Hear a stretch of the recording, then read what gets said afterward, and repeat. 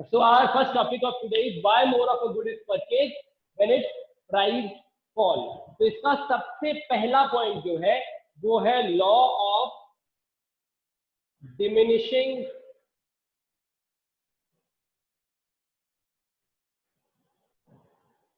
Marginal utility.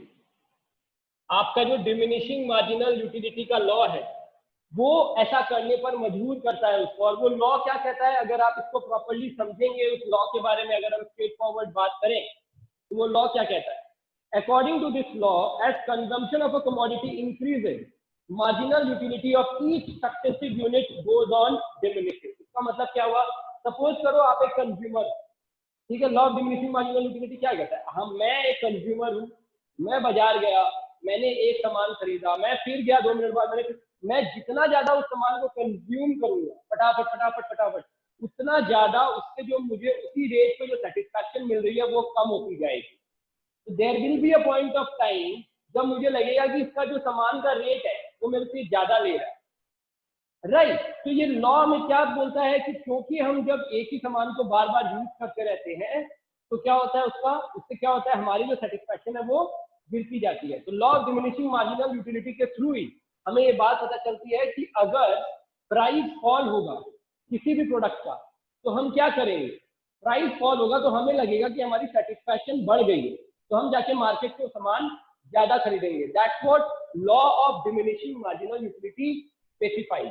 तो इसका जो पहला एक्सप्लेनेशन आएगा वो यही आएगा, why more of a good is purchased when its price fall. The first point is law of diminishing marginal utility.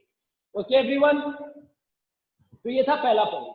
अब अगर हम दूसरे पॉइंट की तरफ बढ़े तो दूसरा पॉइंट क्या होगा, क्यों एक गुड का प्राइस जो है अगर वो अगर गिरेगा तो उसका जो डिमांड है वो बढ़ जाएगा। दूसरा है इनकम इफेक्ट, इनकम इफेक्ट। यहाँ पे हमने इनकम की बात नहीं करी है, यहाँ पे हमने इनकम इफेक्ट की बात करी है। कोई है जो मुझे समझाएगा what do you mean by income effect?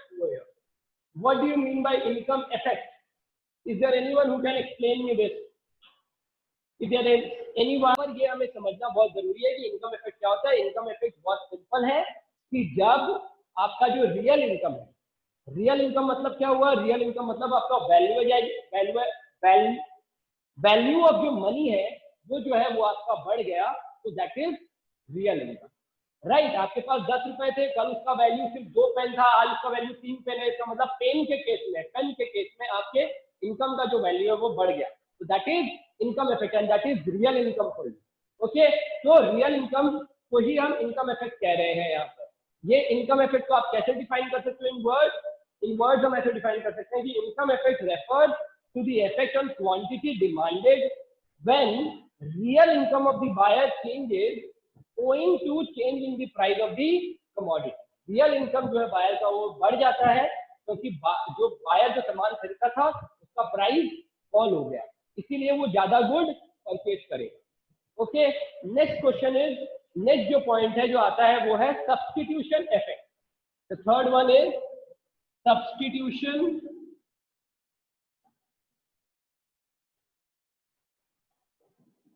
Effect. अब ये सब्स्टिट्यूशन वर्ड मैंने आपको बहुत डिटेल में समझाया था। Can anyone please explain me what do you mean by substitution effect over here? Anyone please unmute yourself and explain me what do you mean by substitution effect over here? Manish बोलो। Sir है ना substitution, sir Hindi में बोलूं? एकदम any language. Sir है ना change होना, sir जो भी क्वांटिटी डिमांडेड कमोडिटी है, जिसकी भी सर डिमांड है कमोडिटी की, उसका प्राइस, उसकी चेंज होना क्वांटिटी में व्हेन रिलेटिव प्राइस, जो रिलेटिव प्राइस होता है कमोडिटी में पीवाई जो पीएक्स की तरफ चेंज हो जाए। सर थोड़ा सा इजी गोइंग रहो, आराम से समझाने की कोशिश करो। समझो तुम टीचर हो, अब तुम समझाओ कि सब्स्टिट्यूशन इफेक्ट कैसे बताओगे, क्या होता है?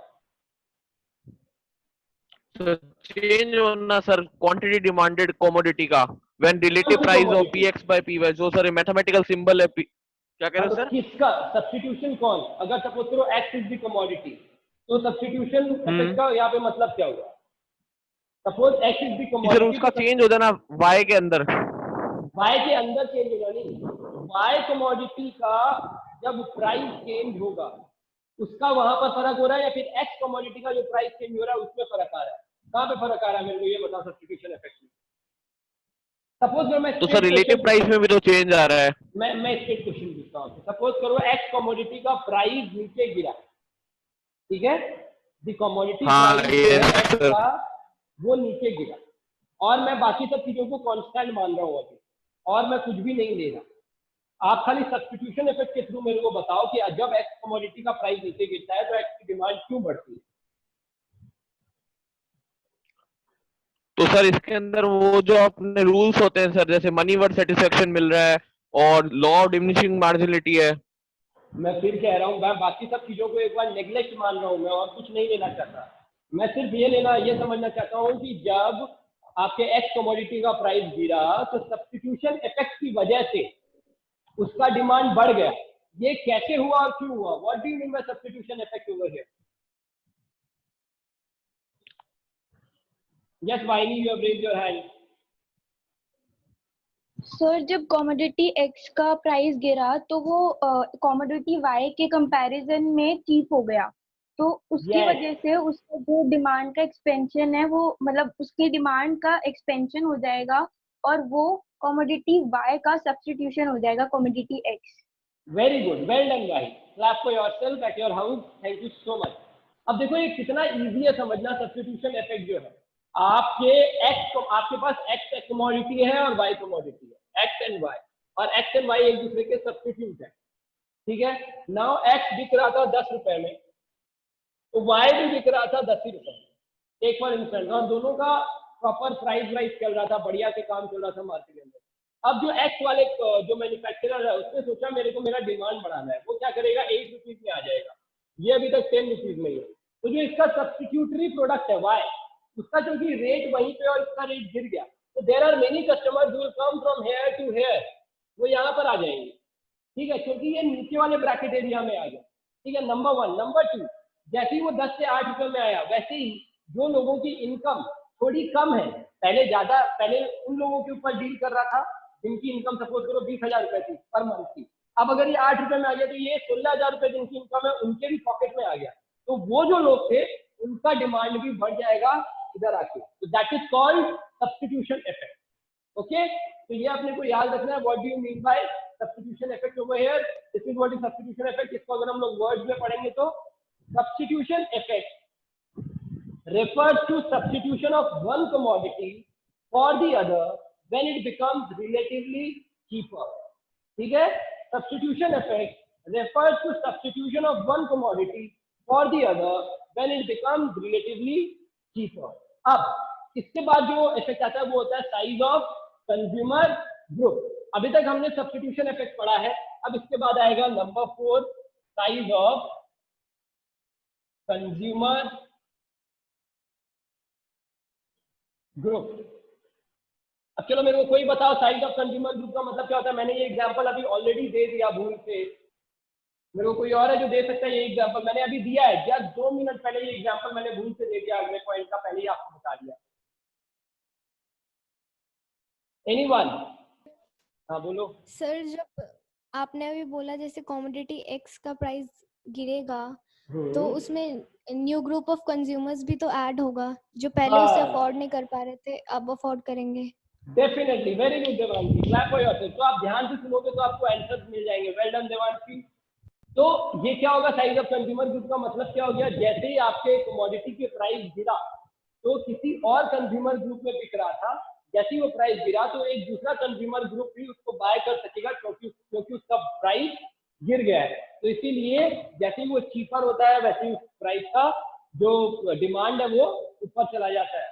Okay, that's why demand curve slope downward. And the last one but not the least one, that is different uses. Number 5, different uses. अब मेरे को कोई ये समझाएगा? चलो मैं एक आइडिया दे देता हूं आपको कि ये कहां से निकल के आ रहा है। आप घर में रोज दूध पीते होगे या दूध आता होगा, मिल्क, आप उसके बारे में सोच के देखो, आपको इसका एक्सप्लेनेशन मिल जाएगा, डिफरेंट यूजेज का मतलब क्या होगा। सर आपके एग्जाम्पल से देखा जाए तो फिर जैसे घर में रोज मिल्क आता है, जब एक कमोडिटी की प्राइस गिर जाएगी तो उसके घर में जो यूजर्स है वो बढ़ जाएंगे। लाइक जैसे पहले अगर 1 कटोरी दही होता था तो अब 2 कटोरी होने लग जाएगा, ज्यादा लेने लग जाएंगे तो उससे जो एक्स्ट्रा प्रोडक्ट्स हैं वो बनने लग जाएंगे। डेफिनेटली यही तो समझाने की कोशिश कर रहा था मैं कि घर के अंदर जो मिल्क आता है उससे अपना जो है, इसका एग्जांपल समझ आता है। एक मिल्क से बहुत सारे यूजेस हैं। मिल्क से कर्ड बनता है, मिल्क से पनीर बनता है, मिल्क से बहुत सारी और दूसरी मिठाइयाँ बनती है, आप घर के अंदर बना सकते हो। तो जैसे ही मिल्क का प्राइस गिरता है वैसे ही इंसान को लगता है कि मैं बाजार से खरीदूं या बाजार से जाऊं लेने के लिए एक कटोरी, जैसे अभी अंजलि ने कहा why 1 bowl of curd, why not more than that.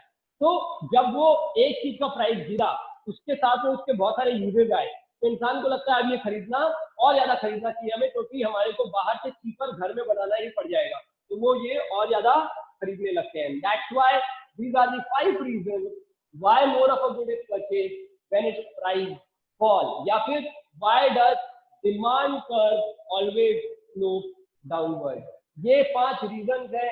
इस 5 रीजन को आपको प्रॉपर्ली एक्सप्लेन करना पड़ेगा। अगर 6 मार्क्स का क्वेश्चन होगा तो, अगर ओनली 2 मार्क्स का क्वेश्चन होगा या 1 मार्क्स का क्वेश्चन होगा तो आपको ये 5 पॉइंट्स लिखने पड़ेंगे। तो ये आपको याद रखना है। इन 5 पॉइंट्स को अपनी कॉपी में उतार लो। इसका एक्सप्लेनेशन अगर आपने बुक खरीद लिया तो आपको मिल जाएगा, अदरवाइज बाद में मैं आपको दे दूंगा फॉर श्योर। ठीक है, when you are ready with it, आपने उतार लिया कॉपी के अंदर, तो raise your hand everyone. Important. Now let's move on to the next topic, which is exception to the law of demand. ये लॉ था, उसी लॉ, वो लॉ कैसे काम करता है और क्यों काम करता है वो मैंने आपको बता दिया। अब हम आगे बढ़ते हैं exception to the law of demand. कोई है जो मेरे को बताएगा what can be the exception to the law of demand? अच्छा, कभी किसी एप्पल यूजर से मिले हो? एप्पल फोन यूजर से? बहुत अच्छा एग्जांपल है जो कि आप लोगों के टाइम के अंदर ये सबसे ज्यादा देखने को मिलता है। या तो एप्पल यूजर बोल लो या फिर आप एप्पल के जो दूसरे प्रोडक्ट है उसको बोल लो, ऐसे बहुत सारे एग्जांपल है। लेकिन हम लोग अभी पहले exception of law of demand में exception to law of demand कर लेते हैं। यहाँ पे exception to law of demand सबसे पहला इफेक्ट पढ़ेंगे। तो इस इफेक्ट का नाम बताने से पहले मैं आपको समझाने की कोशिश करता हूँ what do mean by this effect. ठीक है, exception to law of demand के अंदर देखो जो पहला इफेक्ट है वो क्या कहता है, कुछ गुड्स ऐसे होते हैं जिसका जितना ज्यादा प्राइस होता है ना उसके डिमांड उतने ज्यादा होते हैं। देयर आर सम गुड्स जिसका जितना ज्यादा प्राइस होता है उसके डिमांड उतने ज्यादा होते हैं। आप कोई भी लग्जरी आइटम उठा लो, लग्जरी गुड का आइटम, अगर उसका प्राइस फॉल करने लगता है तो उसका डिमांड भी गिरने लगता है। लग्जरी आइटम के साथ जो होता है, इसीलिए जनरली जो लग्जरी आइटम्स होते हैं उसके फॉल, उसका प्राइस फॉल नहीं होता, वो अपने आप को उसी लेवल पर रखते हैं। आप किसी भी एक्स्ट्रावेगेंट लग्जरी आइटम का नाम ले लो, अगर आपको ये प्रूव नहीं हो जाता आपके दिमाग में कि हाँ उसका प्राइस अगर किसी दिन गिर गया तो शायद आप उसको उतनी तवज्जो देना बंद कर दोगे उस चीज को, इसीलिए वो उतना ऊपर है, इसीलिए उसका डिमांड है आज भी मार्केट के अंदर, बिकॉज उसका प्राइस बहुत हाई है। ऐसा कोई भी आइटम, डिजाइनर आइटम ले लो, डिजाइनर जो होते हैं वो जो सामान बनाते हैं, एप्पल फोन ले लो, आपको एप्पल फोन के अंदर आपको सबको पता है बेसिकली उसकी सबसे अच्छी बात क्या है, उसकी सिक्योरिटी। जनरली मेरे आपके लाइफ में आपको इतनी सिक्योरिटी नहीं चाहिए। आपका 15,000 के एंड्रॉइड के फोन पे काम चल जाएगा, लेकिन लोग होते हैं जो 50-50 हजार, 60-60 हजार, लाख रुपया खर्चा करते हैं एप्पल के आईफोन के पीछे, उसके पीछे के उस लोगों के लिए। अगर सपोज करो एप्पल ने अचानक से लाख रुपए के फोन को 10,000 में बेचना स्टार्ट कर लिया तो क्या होगा? उसके साथ ये नहीं होगा, उसके कस्टमर नहीं बढ़ेंगे, उसको प्रॉफिट नहीं होगा, उसको उल्टा नुकसान होगा, क्योंकि अभी लोगों की नजरों में जो उसकी वैल्यू है वो खत्म हो जाएगी। लोग कैसे सोचना स्टार्ट करेंगे, जरूर कुछ अंदर से खराब किया मशीन पार्ट को, इसीलिए इतने प्राइस गिर गए, नहीं तो ऐसे प्राइस थोड़ी गिरते हैं। That's the way we think. और ये इफेक्ट होता है लग्जरी आइटम्स के ऊपर, या फिर एक ऐसे आइटम के ऊपर जिसकी पहुंच बहुत ऊंची होती है, जिसको बहुत ही हाई ग्रेडेड पीपल या रिच पीपल यूज कर रहे होते हैं। ठीक है, इस इफेक्ट को हम कहते हैं आर्टिकल ऑफ डिस्टिंक्शन। इस इफेक्ट को हम क्या कहते हैं? Articles of distinction. Articles of distinction लिख लो अपने कॉपी के अंदर साथ साथ में, आर्टिकल्स ऑफ डिस्टिंक्शन। ये पहला इफेक्ट है जो एक्सेप्शन है लॉ ऑफ डिमांड से। इसका मतलब क्या हुआ, इस टाइप के जो भी गुड्स होंगे वो आपके लॉ ऑफ डिमांड के अंदर जो रूल है उसका इसमें नहीं आते। तो अगर हम एक्सप्लेन करें, ये एक्चुअली हमें जो आर्टिकल ऑफ डिस्टिंक्शन है ये हमें किसने समझाया था, according to professor Veblen. Professor Veblen ने ये दिया था, professor Veblen, VBLEN। Professor Veblen ने हमें समझाया था कि कुछ गुड्स होते हैं जो कि आर्टिकल्स ऑफ सोशल डिस्टिंक्शन कहलाते हैं। This articles are demanded only because their prices are very high. उनको सिर्फ इसीलिए खरीदा जाता है क्योंकि उनका प्राइस बहुत हाई होता है, और अगर उनका प्राइस कभी गिर जाए तो क्योंकि वो आप आर्टिकल्स ऑफ डिस्टिंक्शन नहीं माने जाएंगे और रिच पीपल उससे अपनी दूरी बना लेंगे, तो उसका डिमांड जो है वो गिर जाएगा। क्योंकि अगर ऐसी चीजों का डिमांड, सपोज प्राइस गिरता भी हो तो अचानक से इतना नहीं गिरेगा, लेकिन अगर वो गिरेगा या फॉल होगा तो उनको लगेगा अच्छा अब तो ये एवरेज कस्टमर के हाथ में आ गया, अब हमें नहीं खरीदना इस चीज को।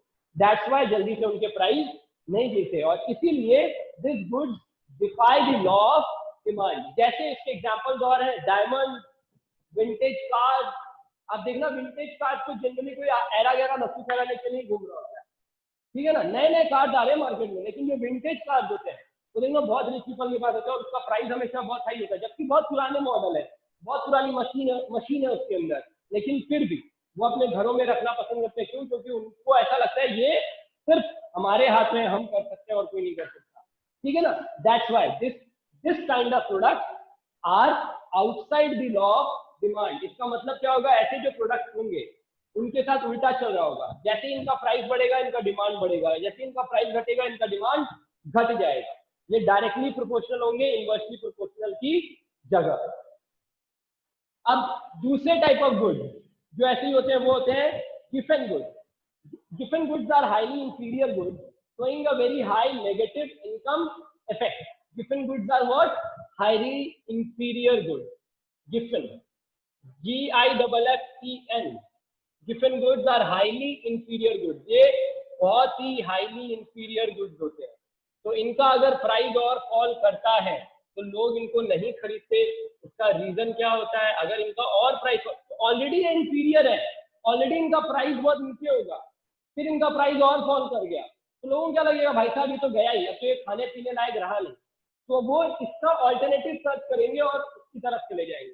इसीलिए ऐसे गुड्स के साथ, डिफरेंट गुड्स के साथ क्या होता है, the more price fall the low is the demand. मतलब प्राइस नीचे गया डिमांड भी नीचे चला गया, प्राइस ऊपर गया डिमांड हो सकता है थोड़ा ऊपर चले जाए, because these are highly inferior goods. इनके केस में तो ये भी हो सकता है कि इनका डिमांड ऊपर गया और जो प्राइस है वो इनका प्राइस ऊपर गया और लोगों ने खरीदना ही बंद कर दिया, बिकॉज ये हाईली इंफीरियर गुड्स है। तो इनके केस में तो दोनों हो सकता है। Alright, different goods. Last but not the least, irrational judgement. Law of demand fails when consumers judge the quality of a commodity by its price. अब देखो हम में से काफी लोग हैं जो लोग ये जज करते हैं,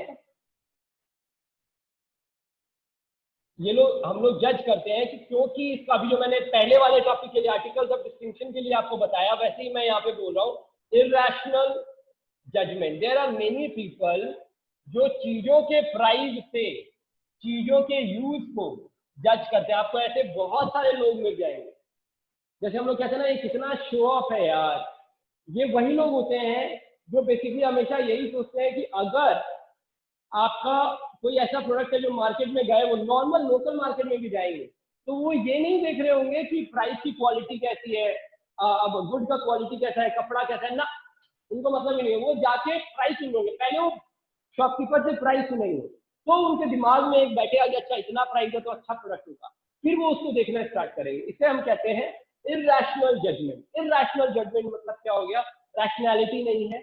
उनके हिसाब से अगर प्राइस ज्यादा है तो प्रोडक्ट अच्छा है, प्राइस कम है तो प्रोडक्ट खराब है, और ऐसे आपको आसपास बहुत सारे लोग मिल जाए, ठीक है। तो उनके ऊपर law of judgement, law of demand काम नहीं करता। Am I right? ये तो हम सबको पता है कि अगर इरैशनल जजमेंट होगा तो लॉ ऑफ डिमांड कैसे काम करेगा, it won't work, right everyone? तो exception to the law of demand में तीन चीजें आती है। पहला है आर्टिकल्स ऑफ डिस्टिंक्शन, दूसरा है डिफरेंट गुड्स और तीसरा है irrational judgment. अब क्या होता है बेसिकली, अगर आप एक्सेप्शन नहीं लगाते हो, आपने ये सब लिख लिया, everyone of you have written this, please raise your hand fast. If you have written, please raise your hand fast. Okay, thank you so much. तो अब हम आगे बढ़ते हैं.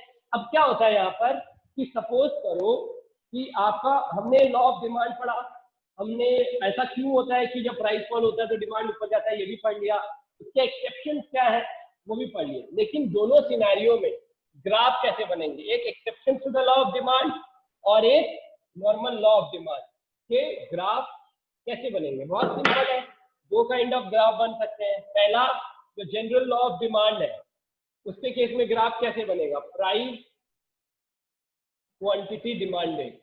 ठीक है, यहाँ पे 0 कर दो, यहाँ पे 1 2 3 4 5, यहाँ पे 2 4 6 8 10 कर दो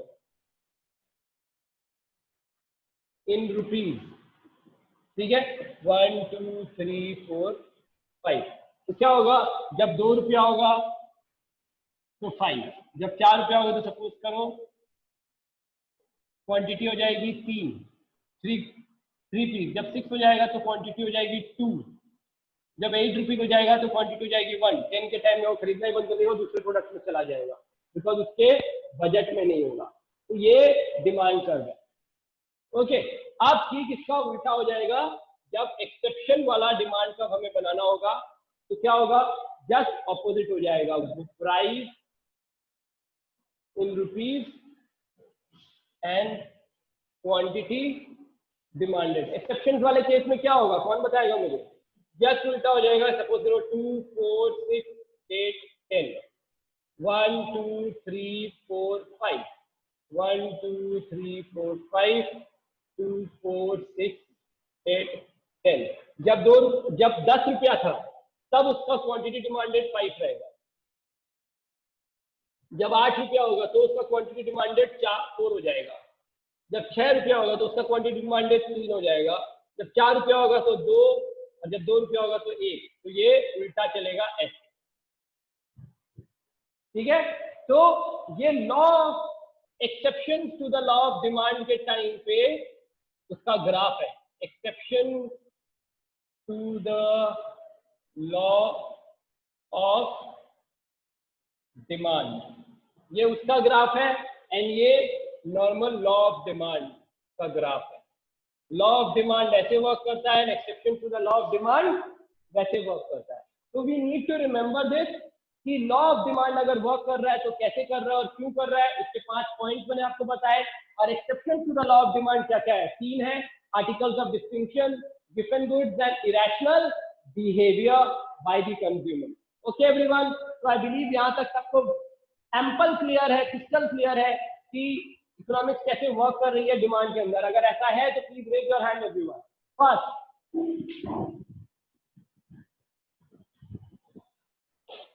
और अगर किसी को कोई डाउट है तो अनम्यूट करें और सवाल करें फटाफट.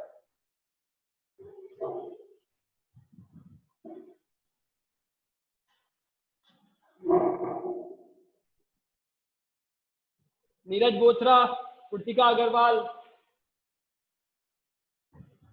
चलो very good, done. So that means आपको यहाँ तक बिल्कुल क्लियर है. आज हम लोग यहीं तक पढ़ेंगे. इसके बाद अब हम कल से स्टार्ट करेंगे, बिकॉज मैं कोई भी ऐसी टॉपिक स्टार्ट नहीं करना चाहता जो मेरे को बीच में बंद करना पड़े. और हमारे पास सिर्फ 5 मिनट है. अब हम अगले टॉपिक पे चले जाएंगे इसी चैप्टर पे. ओके, तो for today this is what I am going to do.